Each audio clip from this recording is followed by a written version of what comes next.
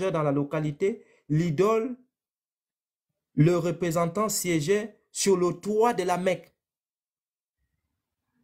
Qui est-ce qui siège sur le toit de la Mecque ici? Voici la Mecque ici. Qui siège ici là? C'est Oubal. C'est Oubal. En tant que divinité suprême, Oubal Sin était connu sous Allah.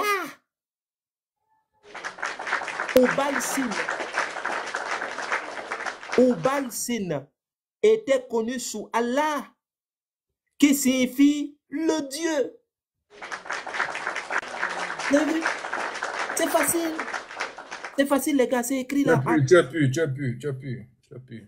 Je n'ai pas inventé quelque chose, c'est écrit. Donc, et lorsque vous regardez, Oubal, c'est toujours les représentations lunaires. Hein? Les représentations lunaires. Donc, nous, ce que nous on dit, on veut que les musulmans nous disent la vérité. Hein? Regardez ça. Ça ressemble à quoi? Ça ressemble à quoi? Ça là. La pierre blanche qui est tombée du paradis, c'est celle qui est devenue noire là-bas dedans. C'est ici qu'ils viennent mettre les têtes. Mais le truc même ressemble à quoi? Pour les connaisseurs. Pour les connaisseurs, ça ressemble à quoi? Ça là, ce qui est devant vous là, ça ressemble à quoi? Attends, je vais regarder. Attends, ça c'est... Ouais, ça ressemble à la roue de la voiture. Non, ça c'est le recoin de la Kaaba. Attends, mais je vois mal. Attends, je vais mettre les verres. Ça ressemble à l'hélicoptère. Donc, ici, c'est des choses que les païens pratiquaient. Pourquoi? Dans la période pré-islamique, les femmes partaient frotter leur sexe pour chercher la fertilité. Voilà pourquoi. Et, attendez, je reprends le livre. Oh là là, attends. Oh là là, attends, voilà. Vas-y un peu, frère. Il faut les casser la tête. Voilà pourquoi, si vous regardez bien, lorsque j'ai pris Oubal, je vais reprendre Oubal rapidement. Voilà. Regardez. Oubal, dieu de la fertilité. Et qu'est-ce que ces femmes partaient faire? Là où il y avait cette pierre, elles partaient frotter leur sexe pour trouver la fertilité. Faites des recherches, s'il vous plaît. Juste un peu de recherche, vous allez voir. Ces gens-là cherchaient les femmes partaient chercher de la fertilité. C'est pour cela que cet endroit ressemble à la vulve, le vagin, tout ce qu'on peut dire. C'est pour cela que ça ressemble à ça. Parce que ces femmes-là partaient faire le mouvement pour aller chercher la fertilité à Oubal. Oui, vas-y. Donc, c'est clair. C'est clair. Donc, au bal, ces femmes partaient chercher la fertilité. Voilà pourquoi vous allez les voir dans les trucs. Attendez, je vais montrer un tonton là tout à l'heure, vous allez voir. Je vais montrer un tonton rapidement. Vous allez voir. C'est pour cela que les gens là partaient là-bas pour faire ça. Et nous, on demande aux musulmans que, parce qu'ils nous ont chanté, c'est-à-dire, parfois même ça chauffait aux oreilles, hein, le monothéisme pur. Non, c'est pas du monothéisme pur. Arrêtez ça. Arrêtez ça. Nous, on connaît déjà que c'est pas le monothéisme pur. On connaît. Au jour d'aujourd'hui, là, on sait que c'est pas du monothéisme pur. Vos histoires de monothéisme pur, là, c'est fini. C'était avant. Donc, attendez, j'ai mis ça où, là? Voilà. Regardez le tonton.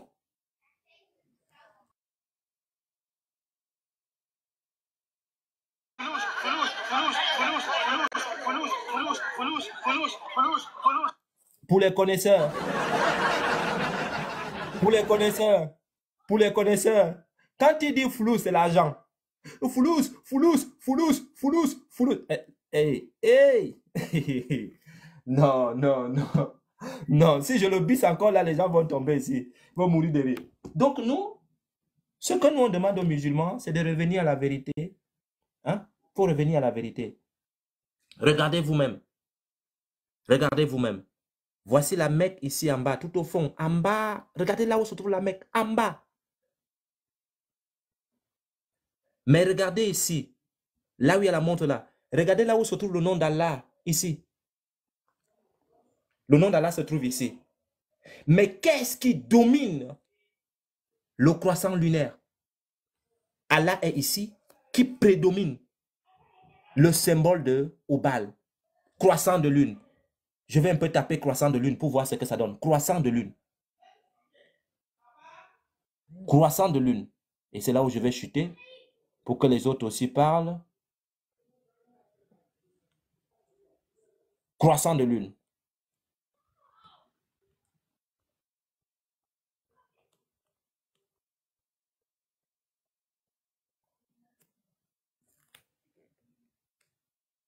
Voilà. Attendez.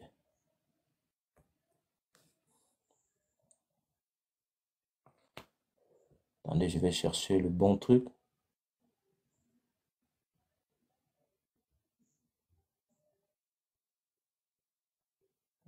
Allez, allez.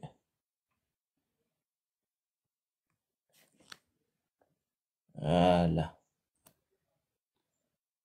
Qui est véritablement Allah? Vous tapez juste. Allah est un mot arabe qui désigne Dieu. L'étymologie que rapporte Dalil Boubacar est la condensée de Al-Ilah, le Dieu. Le mot Allah est utilisé par les musulmans du monde entier ainsi que les arabophones chrétiens. Vous voyez que les arabophones vont dire Jésus est Allah. Ils vont dire Jésus est Allah. Jésus est leur Dieu. Mais l'Allah des musulmans là s'appelle comment? Quel est son nom? Son nom c'est qui? Le nom des dieux musulmans. Son nom c'est quoi? Voilà là où se trouvent les trucs. Donc vous pouvez regarder. Vous voyez ici, on va dire, ça c'est de l'archéologie. Hein? Regardez. Ce que je venais de vous montrer à la Mecque là. Ce que je venais de vous montrer à la Mecque ici, regardez vous-même là. Le symbole là, regardez. Qui prédomine la Mecque. Voici le nom Allah ici. Regardez. Les fouilles archéologiques, regardez. Le même truc. Et qu'est-ce que ça veut dire ça là? C'est des trucs archéologiques. Faites juste un peu de recherche. Image ci compte. Relief du dieu lune, Sin. 8e siècle avant Jésus-Christ. Image ci, relief du dieu lune, Sin. 8e siècle avant Jésus-Christ. Aram calcaire, musée d'Alep, Syrie. Le dieu Sin disporait à Aram d'un important sanctuaire symbolisé par des rampes surmontées d'un croissant lunaire. C'est-à-dire, on faisait monter quelque chose et on mettait le croissant lunaire tout au fond en haut. Et c'est ce que l'islam va faire, là. Et c'est ce que l'islam va faire. Les mêmes pratiques, les mêmes trucs. C'est Oubal, le dieu lunaire, qu'on retrouve à la Mecque. Donc, moi je demande aux musulmans, au lieu d'entrer dans... Nous on veut les débats bien structurés, ça va nous permettre de bien prouver ce que nous sommes en train de dire. Merci Elvis de m'avoir donné l'opportunité de partager avec les frères. Merci de m'avoir écouté. Donc, je vais fermer le micro. Que Dieu vous bénisse. On se dit à la prochaine.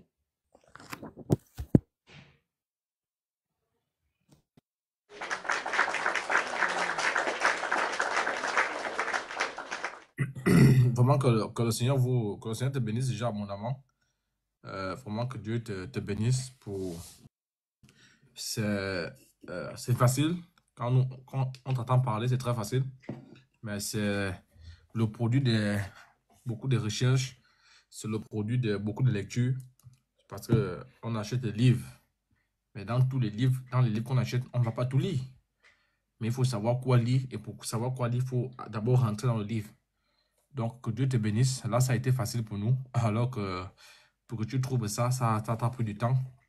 Vraiment, je n'ai pas de mots. Que le Seigneur vous bénisse abondamment. Parce que ce que nous faisons, c'est pour l'avancement de l'œuvre du Seigneur.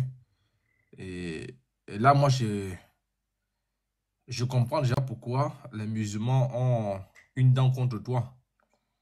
Pour ne pas dire une dent contre chacun de vous.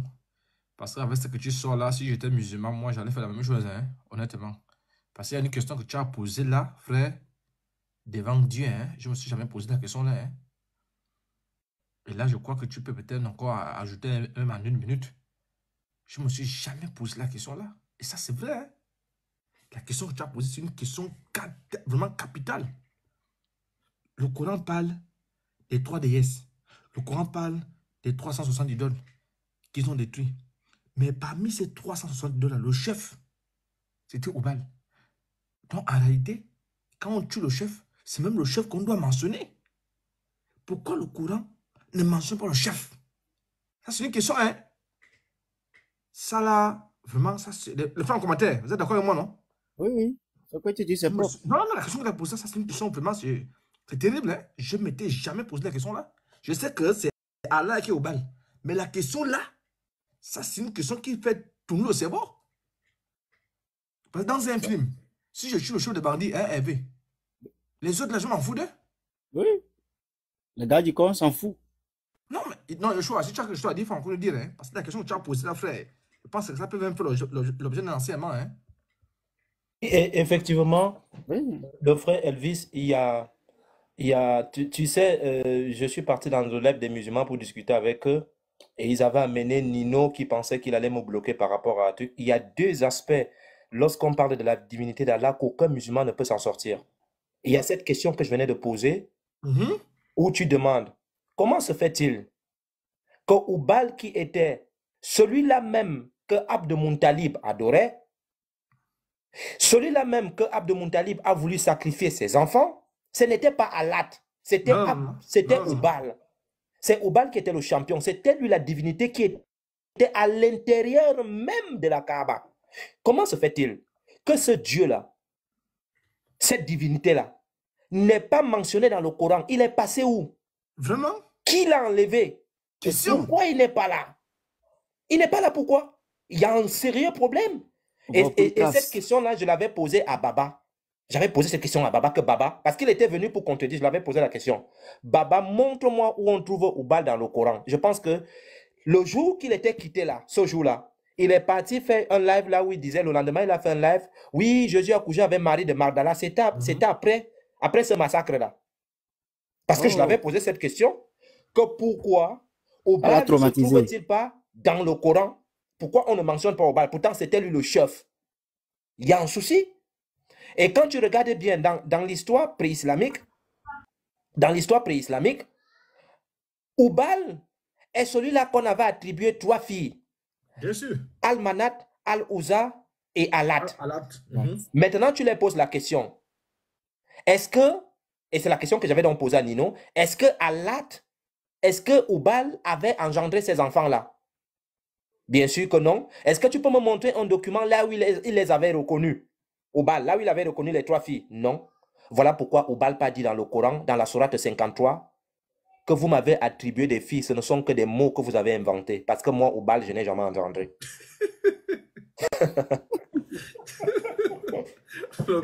Le père se plaint, il se plaint. Ouais, c'est ça. Vraiment, il est sérieux. Mais Yeshua, je comprends.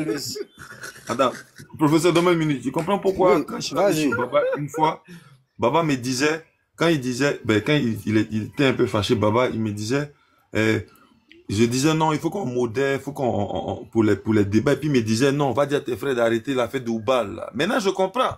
Tu l'avais massacré, et il s'est rendu compte que ça, là, ça va creuser, et ça va pas s'arrêter. C'est un trou sans fin. Alors là, je comprends mieux. On va continuer. Il faut qu'il trouve maintenant des réponses. Merci beaucoup. Là, je comprends bien. Je vais juste montrer quelque chose. Voilà, je vais juste montrer quelque chose. Voilà, je vais juste montrer quelque chose par rapport à cette affaire d'Oubal. C'était le prophète qui avait les sources là avec moi là, non? C'est moi. Oui. Voilà, pardon, mets-toi à la page 41, où on a parlé de Momo a été consacré à la Kaaba là. Mets-toi là-bas comme ça. Je vais montrer quelque chose. Vous-même, vous allez apprécier, vous allez voir.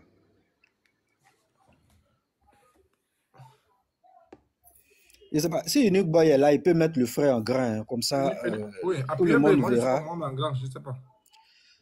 Non, moi, je ne suis pas modo, voilà. Donc, ok, attends, donc,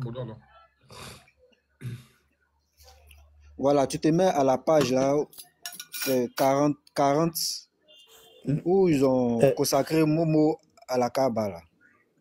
Le frère Elvis. Oui, je vois. S'il te plaît, est-ce que je peux vous laisser? On m'attend quelque part. Non, il n'y a pas de souci, hein, frère. Il n'y a pas de souci. Je pense que tu as notre enseignement. Ouais, tu as déjà fait ton travail. Bon, frère Yeshua, s'il te plaît, accorde-moi une minute. Tu vas voir un peu aussi. Tu vas nous retrouver. D'accord. Si tu finis, tu vas nous retrouver. Il n'y a pas de souci. Hein, d'accord, frère. Vas-y, je finis avec ce que tu vas montrer. Va encore l'expliquer là-bas. Voilà. Donc, je ne sais pas, le frère, tu peux lire où c'est dit, lorsque Amina donna naissance à Mohamed, là, tu peux lire la partie là pour nous. Il faut lire. Là, lis cette partie-là pour nous, prophète. Tu es muté, hein? Tu es muté. Donc, je lis pendant que vous voyez en même temps. Lorsque Amina donna naissance à Mahomet, elle fit annoncer à son grand-père Abdallah Al-Muttalib la naissance d'un garçon. Le grand-père arriva et regarda le nouveau-né. Amina lui raconta ce qu'elle avait vu lorsqu'elle était enceinte de lui, et ce qu'on lui avait dit à son sujet, et le nom qu'il devrait porter. Muttalib prit l'enfant dans ses bras et pénétra dans la Kaaba. Il pria le Dieu du temple et lui rendit grâce. Voilà, excusez-moi, c'était qui le Dieu de ce temple-là lorsque Al-Muttalib faisait ce truc-là? C'était qui? Oubal. C'était Oubal, non? Oui, nous tous on est d'accord, c'était Oubal. C'est bien ça, non? C'était Oubal. Oui. Voilà, prends le nectar cacheté. Prends le nectar cacheté à la page 82. Ouais, le nectar cacheté à la page 82. Oui, le premier document, il y a un frère qui demande, le premier document c'est la biographie Ibn Hisham. Maintenant, on utilise le nectar cacheté. À la page 82. Voilà, la page 82. On y est. Ouais, tu es là, non? Ouais. Attends, je me mets à la page aussi pour voir. Nectar cacheté. Attends, je retrouve aussi. La Nectar naissance. cacheté, page. Voilà. Lis la partie là, s'il te plaît. Lis. Dès le début? Lis cette partie. Ok, donc.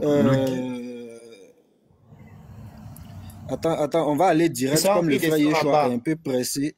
Là où c'est écrit, après avoir accouché. Ok. Voilà. Donc, après avoir accouché, vas-y.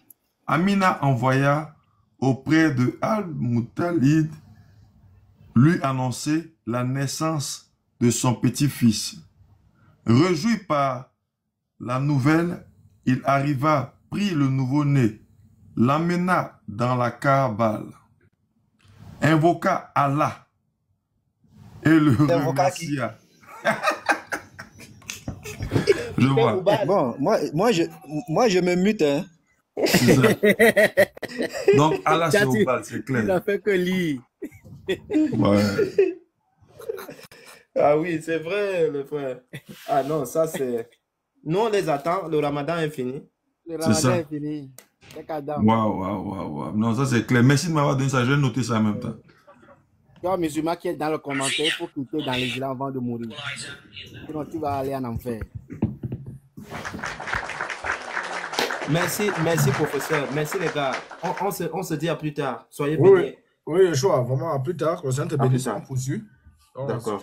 Je vais revenir là tout à l'heure, dès que je finis. Je sais, frère, parce qu'après ça, il y aura des petits plaisantins qui vont venir dire ce que tel a dit était faux. On va les chicoter ici comme des chimpanzés. On va les chicoter. On va les chicoter. Elle est là. Ils vont passer par où? Je pense que c'est aussi clair que ça. Net. Donc, les fois continuer à tapoter. Moi, j'ai la mesure. Hein. Je n'ai encore.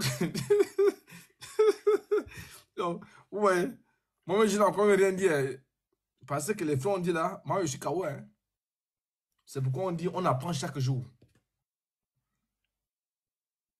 C'est pas parce que je suis ignorant de ça. Mais quand le frère le dit avec ces mots, c'est bizarre, hein? Et je préfère déjà profiter d'envoyer le message à ceux qui nous rejoignent là. Pour avoir tout ça, pour être suffisamment outillé pour ceux et celles qui veulent rejoindre la VAR. Vous voyez les vidéos, plus besoin de vous commenter. Il faut simplement nous écrire. Donc, tu m'écris en comment, je ne sais pas, en inbox, que tu veux rejoindre la VAR. Donc, on a déjà expliqué le concept de la VAR. Je pense qu'on mettra une vidéo à ce sujet-là. Voilà. Le concept de la VAR consiste, n'est-ce pas, à balayer un peu tout le mensonge. C'est-à-dire tout ce que les frères font là, apprendre ça. Et ce que les musulmans font de part et d'autre. Ça consiste à former des frères dans l'interreligieux. Ça, c'est un enseignement logiquement qu'on devait faire dans la VAR. On a dit non, on va le faire ici. Les mêmes que vous voyez, ce sont les mêmes qui viendront encore donner quelques points aux gens qui sont uniquement. Donc, il y a des enseignements que tu ne pourrais pas voir si tu n'es pas dans la VAR. Donc, si tu veux te lancer dans l'interreligieux, il y a des musulmans qui ne sont pas serrés au quartier. Il y a des petits plaisantins qui t'embrouillent. Il faut rejoindre le programme de la VAR. Si et seulement si tu es travailleur. C'est un thème très important, la partie là. Donc, si tu penses que tu vas venir, tu vas t'asseoir, on va te servir, tu te fous de toi-même. Si tu es travailleur, il y a beaucoup qui sont là, les gens de là-bas sont là. Parce qu'après ça, on aurait un résumé. Ouais, après ce qu'on fait là, ceux qui sont là-bas, on aurait un résumé demain. Donc, s'ils ne sont pas là, ils sont KO. Tant pis pour ceux qui ne sont pas là. Donc, vous voyez un peu. Donc, si tu es travailleur, tu nous écris simplement en inbox, qui que tu sois. Tu nous écris en inbox. Voilà. Donc, la VAR aussi prend tout ce qui est comme don. S'il y a un frère, une soeur qui veut faire un don pour l'avancement de l'œuvre de Dieu, dans le sens où le don sert uniquement à acheter les livres, hein, à se documenter, je vais dire. Ce qui fait que si le professeur veut lire un livre que la VAR détient, on peut lui directement envoyer ça. Quand le livre arrive, on met ça en PDF, on envoie au professeur, on envoie à Claude, on envoie à tout ce monde-là. Donc, ce n'est pour manger l'argent de personne. Mais le premier de don que la VAR reçoit, c'est le fait de se consacrer à Jésus. C'est ça, d'abord. Tu es païen, on s'en fout de ton don. Tu parles de ça. Tu peux aller jeter ça, on s'en fout de ça. Vous avez vu comment Judas a regretté. Voilà, donc, c'est un enseignement, l'enseignement dont on parle aujourd'hui là, a un but, le but d'amener les gens à venir à Christ. Si tu es musulman, si tu nous écoutes, prends courage. Si tu nous écoutes là, prends note. À la fin, les gens vont bloquer, tu pourras monter. Mais vraiment, les frères, les musulmans sont dans le faux. Je vous dis devant Dieu.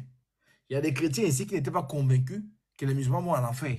Mais je crois que là, les deux frères qu'on parle là, vous êtes au moins convaincus à 100% que si vous avez des amis musulmans, vos pères, vos mères sont musulmans, ils vont à l'abattoir s'ils meurent. Je pense que c'est clair. Il n'y a pas à négocier. C'est que les deux frères ont lu là. Le programme est long, hein. On ne va pas finir aujourd'hui, c'est qui est sûr. Bientôt, on va couper. Mais c'est que les deux ont seulement lu. On a plus de 10 points à toucher. Ils n'ont à toucher que 2. Vous voyez un peu. Vous voyez un peu. Très bien. Alors, on va changer. On va encore passer à notre vitesse. Cette fois-ci, sur le frère Unique Boy. Lui, c'est un spécialiste dans l'affaire de Djibril. Donc, lui, il va bondir. Il va bondir. Il va faire un passement de jambes. Parce que le professeur a fait. Parce qu'on joue en 4-3-3. Le professeur a fait un passement de jambes. Il a donné la passe à Yeshua. Yeshua, il ne peut pas marquer. Donc, il donne à Unique Boy. Unique Boy n'est pas hors jeu. Quand on regarde la vague, il n'est pas hors jeu. Donc, Unique Boy, il a entendu parler parce que le professeur a dit quelque chose qui a énervé Unique Boy. Le professeur a dit qu'il y a quelqu'un qui a tapé son pied au sol et l'eau a jailli comme ça. Non, Unique Boy, comme lui est spécialiste dans ce qu'on appelle la démonologie, là, c'est-à-dire dans l'étude des démons, il a remarqué qu'il y a quelqu'un aussi qui a la même force que le démon là. Donc, il va sortir parce que le professeur n'est pas entré en détail. Vous voyez un peu.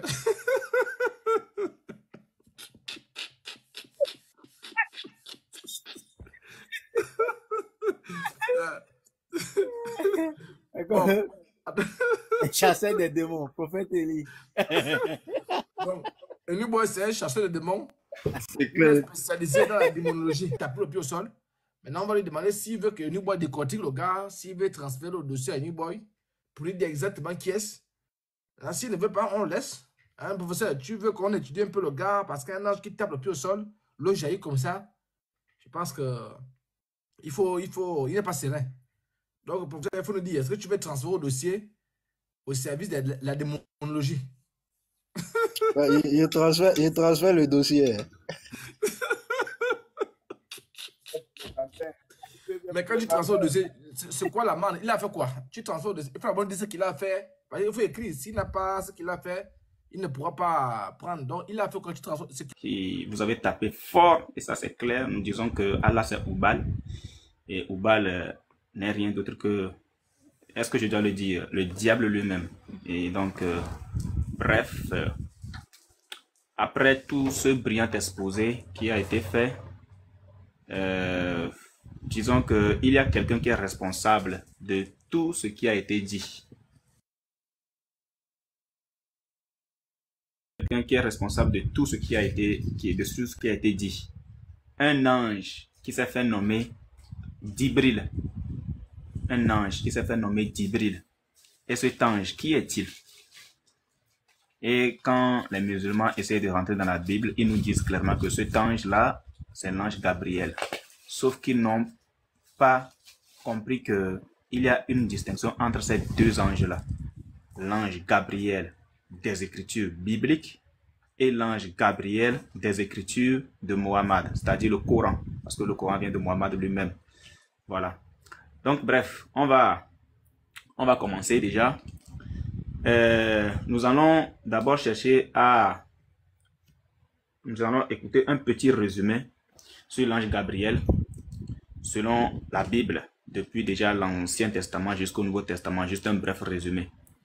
Voilà, comme ça on saura qui est cet ange-là, quelle est sa nature, et est-ce que c'est un ange violent, est-ce que c'est un ange boxeur, est-ce que c'est un ange qui fait la MMA, est-ce que c'est un ange qui est de la même catégorie que les poids lourds qui font les catchs et encore la boxe, parce que l'ange qui nous est présenté dans le Coran est un ange boxeur.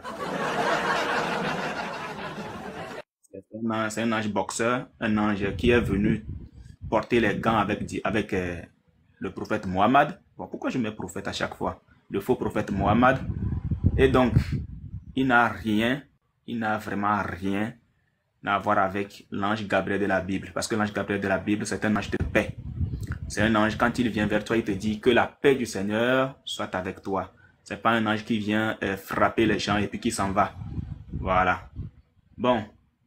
L'ange Gabriel, déjà, c'est de la Bible, bien sûr, c'est un personnage très, très important, selon les écritures bibliques, bien sûr, qui, dans un premier temps, a apparu au prophète Daniel pour lui donner des visions et des révélations concernant l'avenir du peuple Israël.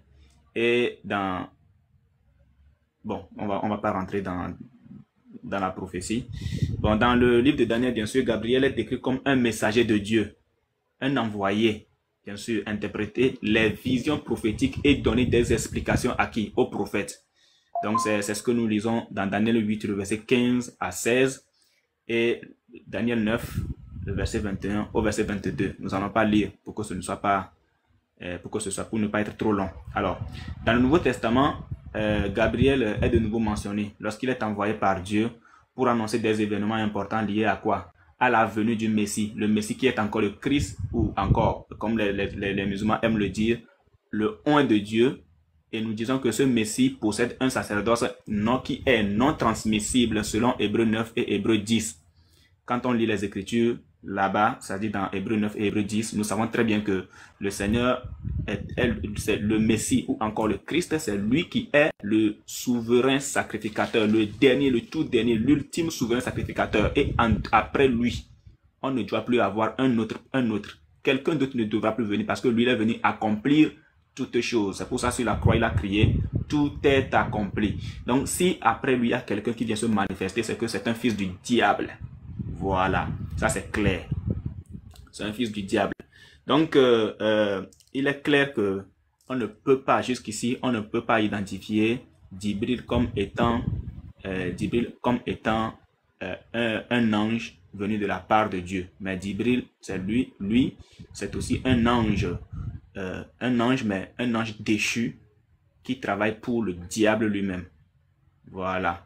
Donc, dans le Nouveau Testament, comme nous le voyons déjà, Gabriel, de nouveau mentionné, lorsqu'il est envoyé par Dieu pour annoncer des événements importants liés à la venue du Messie.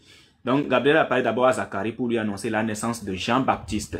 Dans Luc 1, le verset 11 à 20, on peut le lire. Et à Marie ensuite, pour lui annoncer la naissance de Jésus. Luc 1, le verset 26 au verset 38. Voilà, je ne veux pas lire pour ne pas être trop long. Dans ce récit, Gabriel est décrit comme quoi? Comme un messager céleste, porteur de bonnes nouvelles et exécutant les desseins de Dieu. D'abord, quand on dit que c'est un messager céleste, porteur de bonnes nouvelles et exécutant les desseins de Dieu, cela voudrait tout simplement dire que, en dehors du message qui lui a été donné pour une personne lambda, Djibril n'a plus autre chose à faire. Parce que quand Dieu dit, va transmettre tel message à telle personne, tu fais ce qu'il a lui à faire, c'est tout simplement, et tu t'en vas. Mais nous avons remarqué qu'avec Djibril, outre le message qui lui a été donné, qui lui a été transmis par le diable ou Baal ou encore Allah, pour Muhammad, il est venu et il a agressé Muhammad, au point que Muhammad il a failli suffoquer même, il a failli mourir. Si ce n'était pas par la grâce de Dieu, afin qu'aujourd'hui on dénonce tout ce qui se passe là, si ce n'était pas par la grâce de Dieu, Muhammad serait mort dans la grotte de Hira, comme vous le savez très bien. Voilà. Donc, un ange qui est envoyé pour exécuter les desseins de Dieu, c'est un ange qui vient simplement transmettre son message dans l'amour, dans la paix, dans la tranquillité, et ensuite il s'en va. Pour faire un petit crochet, si le Coran nous avait parlé, ou encore les sources islamiques nous avaient parlé de l'ange Michael, l'archange Michael, on allait comprendre, parce que Michael, lui c'est un guerrier, c'est un combattant. Donc si on nous dit que Allah a envoyé Michael vers Muhammad et que plus tard on vient reconnaître que l'ange Michael vient frapper Muhammad, on allait dire, ah, c'est dans sa nature. Parce que la personne c'est un guerrier, c'est un commandant de l'armée de Dieu. C'est lui qui a combattu Satan et ses anges. C'est lui qui a combattu Oubal et ses anges depuis les cieux et qui l'ont chassé depuis là-bas. Donc si c'était lui, si c'était vraiment Michael que le Seigneur avait envoyé ou Allah avait envoyé vers Oubal, vers Muhammad dans la grotte, on allait comprendre tout simplement. Parce que lui, il est très agressif. C'est un soldat. Voilà. Mais nous parler de l'ange Gabriel, c'est une erreur. Voilà. Bon, maintenant, quant à la nature de l'ange Gabriel, il est considéré comme un ange qui a un rang très élevé dans la hiérarchie des anges déjà, dans les cieux. Et puis les anges, qui sont les anges? Les anges sont des êtres spirituels créés par Dieu lui-même, chargés de diverses missions pour accomplir la volonté de Dieu. Donc ils sont décrits comme des messagers divins, des protecteurs et des guides pour les humains. Voilà. Parce que quand on dit pour les humains, c'est que nous aussi nous avons la possibilité de commander ces anges-là. Le Seigneur nous a donné la possibilité de le faire. Clairement. Voilà. Ils sont décrits parce que le Seigneur met à nos services les anges. Donc, plus dans les Écritures bibliques toujours, il est dit que l'ange Gabriel, quand il est venu vers Marie, dans Luc 1, le verset 19, il a dit, je me tiens devant la présence de Dieu. Je me tiens devant la présence de Dieu. Ce qui souligne déjà que c'est un ange qui est très proche de l'Éternel. Mais est-ce que Djibril plutôt, est-ce que lui il était proche d'Allah? Non.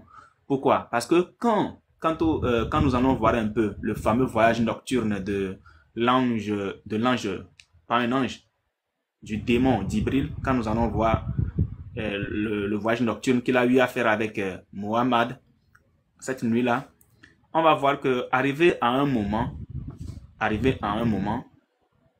Djibril va s'arrêter au 5e ou au 6e cieux, nous allons le lire bientôt, et ce sera Muhammad seul de s'approcher d'Allah, ce qui voudrait tout simplement dire que Djibril n'est pas aussi proche,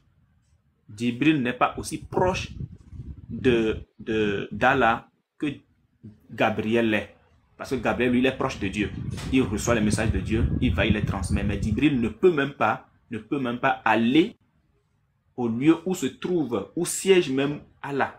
Pourquoi? Et pourquoi c'est un être humain qui se fait appeler Muhammad, qui se déplace depuis la terre, qui fend même en deux la lune, qui est capable d'aller vers Allah. Aucun ange, je vous dis, aucun ange dans le Coran n'a pu une seule fois voir Allah. Voilà. Si on nous dit que Allah, il est non apparent, bon, c'est déjà une contradiction parce que dans le Coran, on nous dit que il est l'apparent et il est également le caché, l'invisible. S'il est apparent, c'est qu'il est possible de le voir. Donc, les musulmans ne nous situent pas vraiment sur ce point-là. Comment quelqu'un qui peut être apparent ne peut pas être invisible?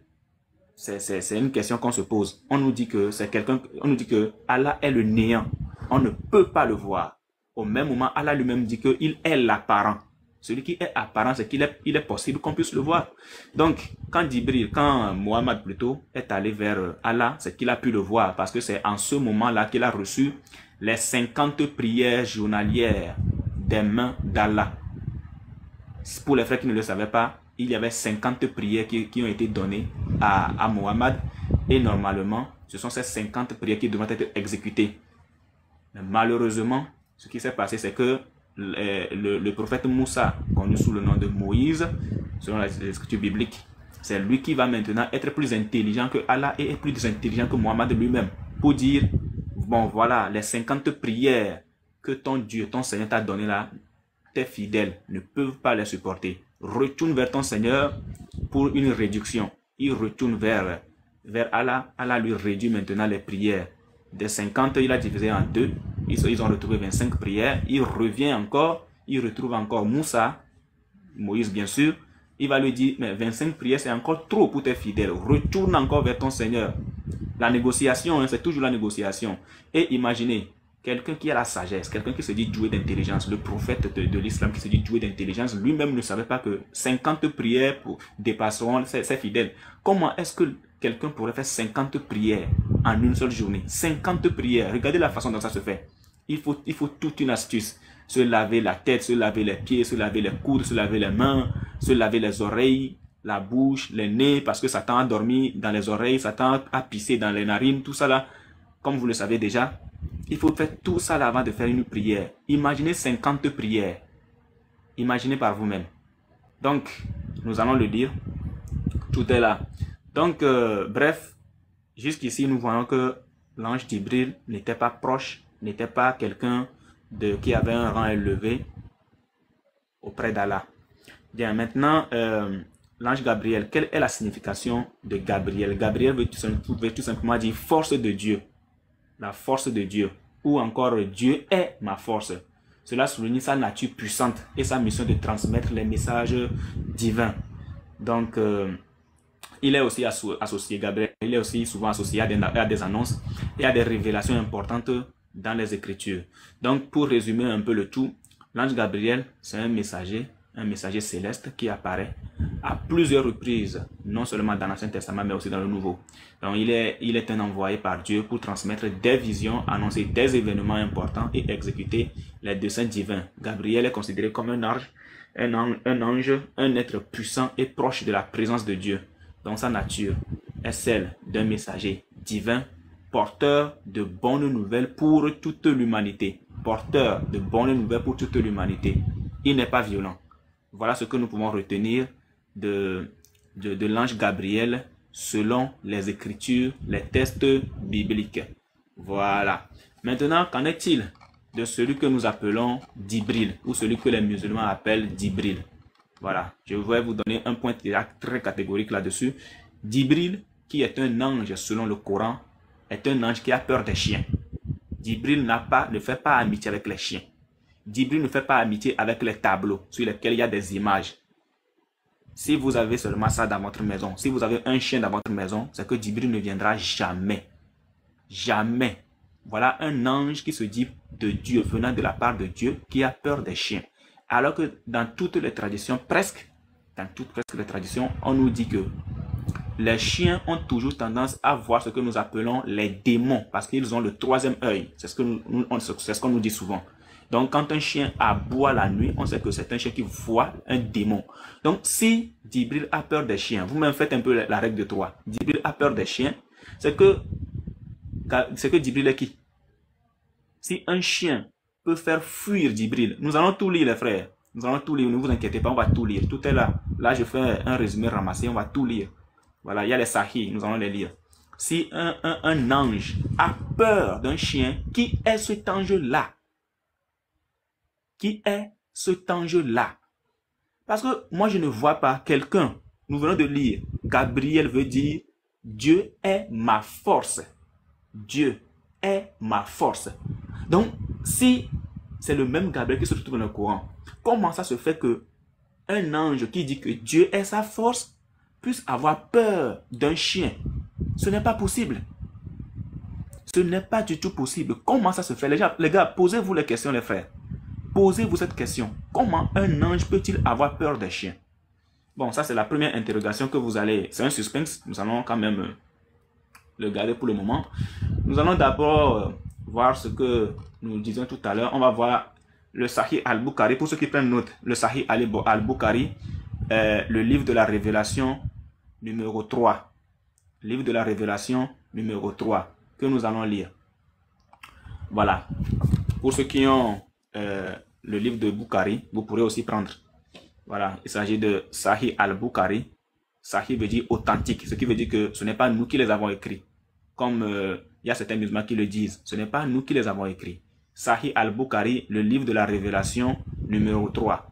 On nous dit, d'après Aïcha, la mère des croyants, Aïcha la mère de tous les musulmans, le début de l'inspiration divine au messager d'Allah, c'est-à-dire Muhammad, était sous la forme de bons rêves qui se sont réalisés comme la lumière du jour. Puis, l'amour de l'isolement lui a été accordé. Bon, l'amour de l'isolement lui a été accordé. Accordé sous quel nom? Qui lui a accordé cet amour de l'isolement? Les frères l'ont déjà démontré. Ça ne peut être qu'Ubal, parce qu'à l'époque, pendant la période pré-islamique, le peuple Quraysh, le peuple du prophète Muhammad, le peuple de Muhammad, ils étaient tous des païens. Le grand-père Muntalib était adorateur de Ubal. Le père Abdallah était c'est bien ça, non? Si je ne me trompe, j'espère que je ne permute pas. Était également adorateur de Ubal. Voilà. Donc on continue. Et Muhammad lui-même a été consacré à Ubal depuis sa naissance. On lit. Donc on nous dit le début de l'inspiration divine au messager d'Allah était sous la forme de bons rêves qui se sont réalisés comme la lumière du jour. Puis l'amour de l'isolement lui a été accordé. Il avait l'habitude d'aller en isolement dans la grotte de Hira, où il avait l'habitude d'adorer Allah seul, continuellement pendant plusieurs jours avant son désir de voir sa famille. Je mets un point ici. On nous dit qu'il avait l'habitude d'adorer Allah seul. Or, en ce moment, Muhammad n'avait pas encore reçu la révélation. Muhammad n'avait pas encore reçu la révélation. Il ne connaissait pas encore Allah. Mais on nous dit qu'il avait l'habitude d'aller là-bas en isolement pour adorer Allah seul. Qui était ce Allah-là? Qui est ce Allah? Qui était adoré à l'époque? Comment était appelé Allah, le Allah, quand je dis le Allah, c'est-à-dire le Dieu des Quraysh, le Dieu du peuple de Muhammad à l'époque? Comment il s'appelait? Le Dieu de ce peuple-là, il s'appelait comment? Il s'appelait tout simplement Ubal. Donc ce qui veut dire que l'amour de l'isolement lui est venu par Ubal. Voilà, parce qu'il adorait Ubal. Son grand-père a adoré Ubal, son père a adoré Ubal. Donc, il avait l'habitude d'emporter avec lui la nourriture de voyage pour le séjour, puis de revenir vers sa femme, Khadija, pour reprendre sa nourriture de la même manière, jusqu'à ce que soudain, la vérité descendit sur lui, alors qu'il était dans la grotte de Hira. L'ange vint à lui et lui demanda de lire. Maintenant, l'ange est arrivé. Mais vous allez remarquer une chose. Il y a quelque chose qui est très importante que peut-être les musulmans, quand ils vont monter, ils vont nous montrer. Moi, ma première question, dès qu'un musulman monte, ma première question que je vais lui poser, c'est de me dire où il est écrit que quand l'ange, en guillemets, supposé Djibril, ou encore Gabriel, est venu vers Muhammad, qui nous montre une seule source où l'ange s'est présenté à lui comme étant un ange. En quel moment est-ce que Djibril s'est présenté en tant qu'ange? Parce que ça n'existe nulle part. Nous avons cherché toutes les sources, nous avons fouillé. On dit qu'il y a un homme qui est venu vers lui. Bon, on suppose qu'il est venu en homme parfait, mais il devrait se présenter. Parce que l'ange Gabriel dans la Bible se présente toujours. Mais celui-là qui est apparu à Muhammad ne s'est jamais présenté. Alors qu'est-ce qui prouve qu'il s'agissait vraiment bel et bien de l'ange Gabriel? Il n'y a aucune preuve. Donc les musulmans, c'est un exercice de maison, vous pourrez commencer par le traiter quand vous allez monter tout à l'heure. Pour celui qui a trouvé la réponse, il n'y a pas de souci. Je ne veux pas que quelqu'un monte ici pour nous dire c'est lui, c'est lui, c'est lui. Non. Montrez-nous où l'ange Gabriel ou l'ange Djibril s'est présenté à votre prophète en tant qu'ange. Ça, c'est très, très important. Montrez-nous la source. Voilà. Donc, on nous dit que l'ange vint à lui et lui demanda de lire. Le prophète a répondu, je ne sais pas lire. Le prophète a ajouté, l'ange m'a attrapé avec force. C'est pour ça que nous disons qu'il ne s'agit pas de l'ange Gabriel. Parce qu'on dit l'ange m'a attrapé avec force. Dans le petit résumé que nous avons fait tout à l'heure, le petit résumé biblique que nous avons fait tout à l'heure, en aucun moment, que ce soit Daniel, que ce soit Zacharie, que ce soit avec Marie, en aucun moment, Gabriel a été désagréable envers eux. Ce n'est pas possible. On ne l'a jamais lu. Ce n'est jamais arrivé. Mais quand il vient, il rassure même le destinataire du message qu'il porte. Il le rassure pour que ce dernier n'ait pas peur. Voilà. Mais ici, on dit que l'ange, c'est Mohammed lui-même qui parle. Hein. L'ange m'a attrapé avec force et m'a pressé si fort que je ne pouvais plus le supporter. Il m'a ensuite relâché et m'a de nouveau demandé de lire et j'ai répondu, je ne sais pas comment lire.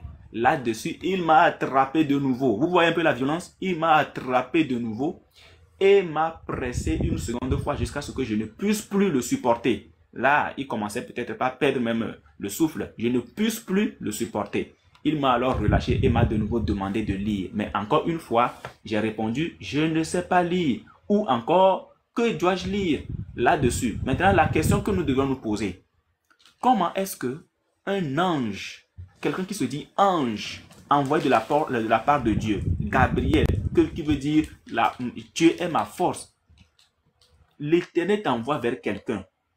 Est-ce que l'Éternel a-t-il oublié de lui dire que celui vers qui je t'envoie là est un illettré et que ce dernier ne peut pas lire? Pourquoi Gabriel Djibril vient vers Mohammed et le force à lire au point même de l'étrangler, au point même de le tuer?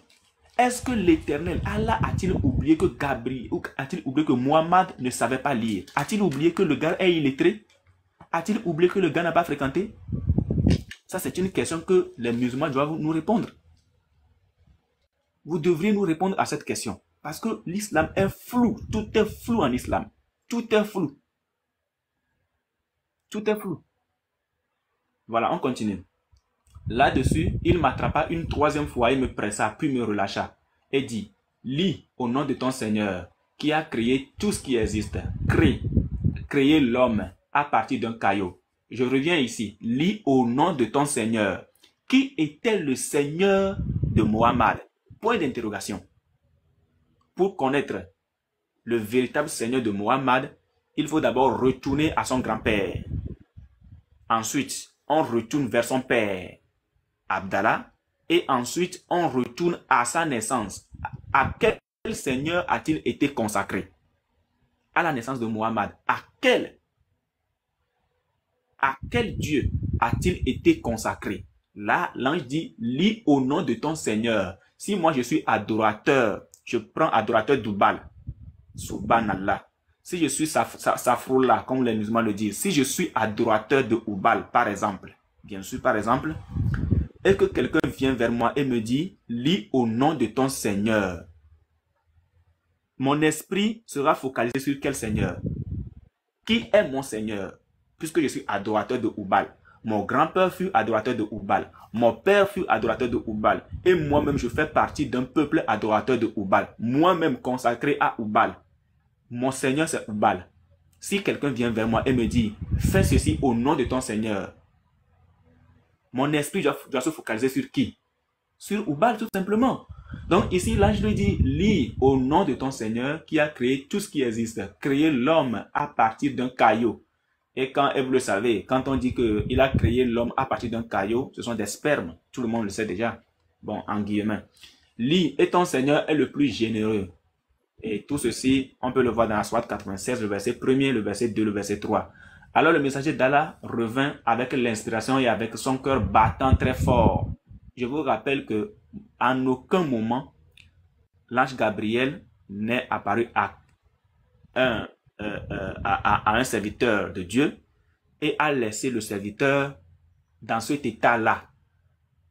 Dans un état où le gars pense qu'il est même possédé, envoûté, ensorcelé. Ce n'est jamais arrivé. Là, on nous dit que Mohammed revint avec l'inspiration et avec son cœur battant. Et puis on nous dit inspiration, hein, avec son cœur battant très fort. Puis il est allé voir Khadija bint Walid et a dit, couvre-moi, couvre-moi. Ils l'ont couvert jusqu'à ce que sa peur soit passée et après cela, il lui a raconté tout ce qui s'est passé et a dit, je crains que quelque chose ne m'arrive. Khadija a répondu, jamais.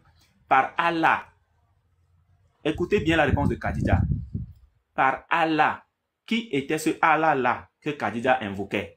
C'était tout simplement Ubal.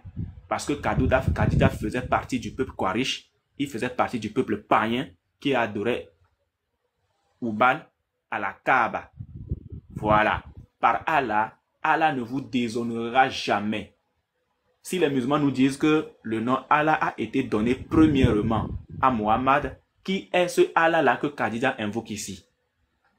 Qui est cet Allah-là que Khadija invoque ici? Voilà. Vous entretenez de bonnes relations avec vos amis et vos proches et vous aidez les pauvres et les démunis. Vous servez généreusement vos invités et assistez les méritants affligés par les calamités. Jusque-là, c'est Khadija qui parle. Khadija l'a ensuite accompagné chez son cousin Waraka bin Naufil bin Asad bin Abdul Uzza. Ici, Waraka, c'est pour ça que nous disons que Waraka est l'initiateur de l'islam. Parce que sans l'apport ou encore sans les explications de Waraka, l'islam n'aurait pas vu le jour aujourd'hui. Pourquoi?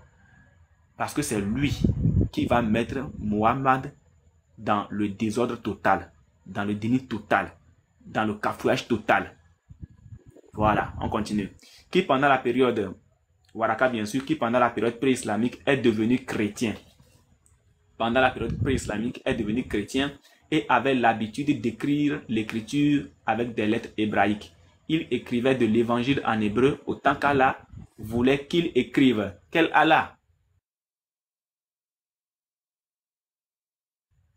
C'est pour ça que nous disons que Allah n'est pas un nom propre du Dieu de l'islam. Allah veut tout simplement dire Dieu.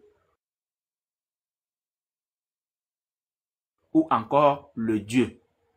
Parce que si on nous dit que il s'est converti au christianisme et qu'il écrivait des écritures hébraïques, qui est ce Allah-là qui a voulu que, là nous sommes en train de décortiquer le test, qui est ce Allah qui a accepté que Waraka se convertisse au christianisme.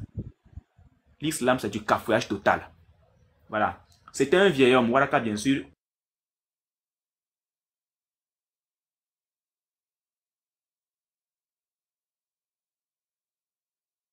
L'histoire de ton neveu.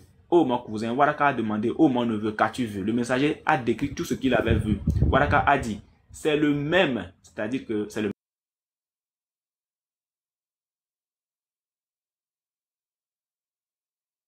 Ici, Waraka a menti. Quand vous prenez l'histoire de Moïse, en aucun moment, ici, il parlait bouche à bouche et face à face avec Moïse. Il n'avait pas besoin de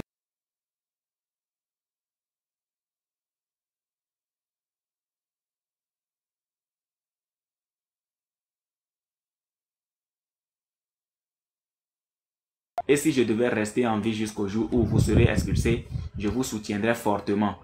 Mais après quelques jours, Waraka mourut et l'inspiration divine fut également interrompue pendant un certain temps. Waraka est-il devenu le Dieu de Muhammad, puisque après sa mort, l'inspiration divine s'est arrêtée? Allah était-il en train de faire le deuil de Waraka là-bas, au ciel? Ça, ce sont des questions que moi-même je me suis posées. Voilà. Si c'était des obsèques funèbres de Waraka qui se faisaient et l'inspiration divine s'est arrêtée, bon, les musulmans pourront nous le dire. Bien, ça, c'est un peu ce qui s'est passé. C'est un peu ce qui est arrivé à Muhammad avant qu'il ne rentre totalement en islam. Bon, avant qu'il ne fonde totalement l'islam. C'est le début de sa révélation. La grotte Hira, cet homme-là qui lui est apparu, qu'ils ont appelé ange plus tard. Et ensuite, Waraka qui est intervenu pour lui expliquer que, bon, voilà, cet homme-là, c'était un ange. Alors que, selon les écritures bibliques, la Bible, c'est la VAR. rien n'échappe. Toutes les histoires de l'humanité se retrouvent dans la Bible. C'est pour ça que nous disons qu'aucun musulman ne peut prêcher l'islam sans toucher à la Bible. Ce n'est pas possible. Aucun musulman ne peut prêcher l'islam sans toucher à la Bible. Parce que toutes les histoires qu'ils vont vouloir chercher, toutes les bases de toute histoire se retrouvent dans la Bible. Voilà. Donc, nous venons de voir un peu le début de l'inspiration avec Djibril. Nous allons maintenant passer à ce que nous appelons le fameux voyage nocturne. Le fameux voyage nocturne de Mohammed. Excusez-moi, je vais le prendre rapidement. 340.